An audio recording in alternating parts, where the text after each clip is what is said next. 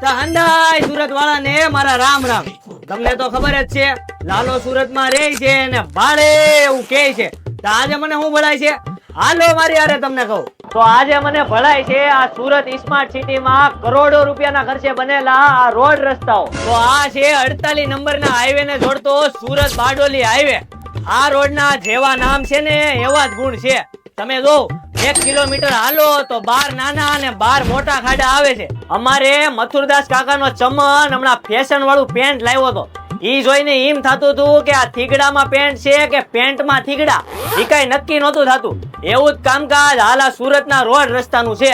કેટલા થીગડા છે, પાછો ટાઈમે રોડ ટેક્સ ને વેરો બેય કપાઈ જાય છે. પણ ઈ પૈસામાંથી જી માયલું હમું નમું થવું જોઈએ ની ઈ કઈ થતું નથી. સુરત વાળાને તો મારી ખાસ ભલામણ છે કે ખાધા પછી જેને હાળા થતી હોય ને ઈ છે ને એની મોટરમાં વડોદરા સુધી આટો મારી આવવાનો. અંધુ પાસે નહીં થઈ જાય ને કઈડનો દુખાવો તો બોનસમાં.